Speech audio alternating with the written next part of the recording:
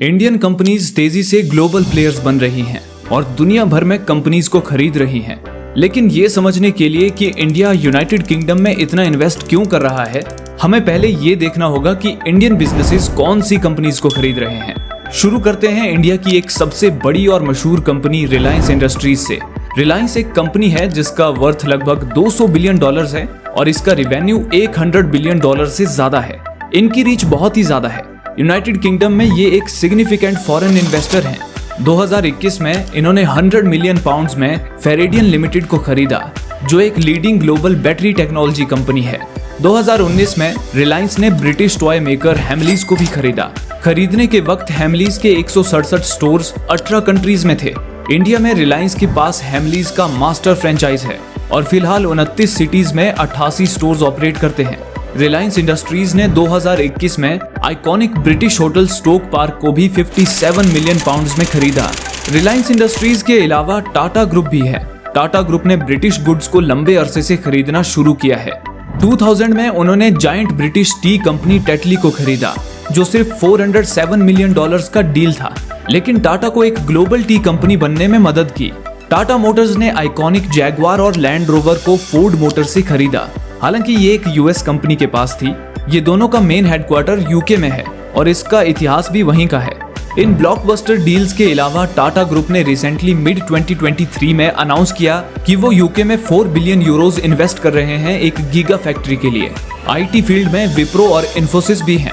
विप्रो ने London headquartered consultancy firm Capco को $1.45 billion में खरीदा। दूसरी तरफ इन्फोसिस ने 2017 में एक छोटी कंपनी ब्रिलियंट बेसिक्स को खरीदा। टाटा केमिकल्स भी एक एक्टिव इन्वेस्टर रहा है। उन्होंने चेशर सॉल्ट होल्डिंग्स को खरीदा, जो ब्रिटिश सॉल्ट की पेरेंट कंपनी है।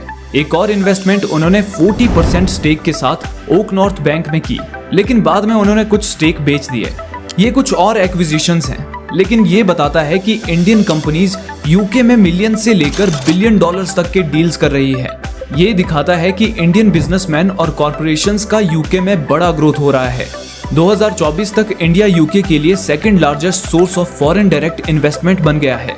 99 प्रोजेक्ट्स में इन्वेस्ट करके 4,830 जॉब्स क्रिएट किए गए हैं। इन्वेस्ट इंडिया की रिपोर्ट के मुताबिक इंडिया यूके में सेकंड लार्जेस्ट एफडीआई कंट्रीब्यूटर है। 954 इंडियन कंपनीज यूके में हैं, जो 1,05,931 लोगों को एम्प्लॉय करते हैं और इन कंपनीज का मिला जुला रिवेन्यू 2022 में $65 बिलियन है। इन्वेस्टमेंट्स के दूसरे की एस्पेक्ट्स और उनके इम्पैक्ट को डिस्कस करते हैं, खास तौर पर एक्विजिशंस के इकोनॉमिक इम्पैक्ट्स और इंडिया के लिए उनका मायने। पहले जॉब क्रिएशन के बारे में बात करते हैं। जब एक बड़ी इंडियन कंपनी फॉरेन में इन्वेस्ट करती है तो इससे अक्सर जॉब क्रिएशन का एक मेजर रीजन बनता है। ये कैसे होता है? जब एक फॉरेन कंपनी को एक्वायर किया जाता है तो इससे इंडियन फर्म को नए टेक्नोलॉजीज और मार्केट तक पहुंचने का मौका मिलता है। इससे अपने ऑपरेशंस को एक्सपेंड करने की कैपेबिलिटी मिलती है, जिससे एडिशनल मैन पावर की जरूरत पड़ती है। इस तरह से न्यू जॉब क्रिएट होते हैं, जो कि लोकल इकोनॉमी को बूस्ट करते हैं और जॉब सीकर्स को अपॉर्चुनिटीज प्रोवाइड करते हैं। फिर टेक्नोलॉजी ट्रांसफर के बारे में बात करते हैं। मान लीजिए जैगवार लैंड रोवर को एक्वायर करके Tata group advanced automotive technology को अपने पास ले सकता है।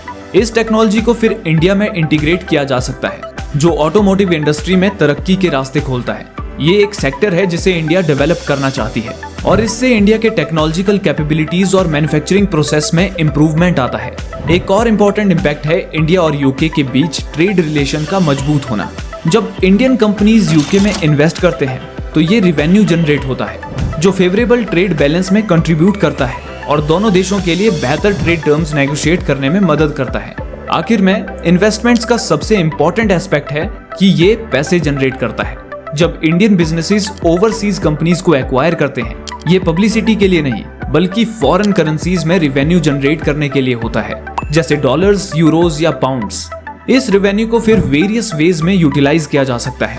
ये फंड्स नए एक्विजिशंस के लिए यूज किए जा सकते हैं या फिर कंपनी के ओनर्स को डिविडेंड के रूप में दिए जा सकते हैं, जैसे कि टाटा मोटर्स ने किया।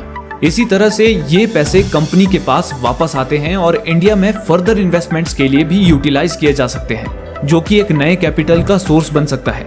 आखिर में जो भी हो, ये सब अच्छे इकोनॉमिक इम्पैक्ट्स हैं। ये एक्विजिशंस इंडिया को एक ग्लोबल पावर हाउस बनाने की तरफ एक कदम के रूप में देखे जा सकते हैं। ये एक्विजिशंस आफ्टर ऑल सिर्फ यूके तक सीमित नहीं है, बल्कि दुनिया भर में देखे जा सकते हैं। आपकी राय भी जरूरी है। देखने के लिए शुक्रिया।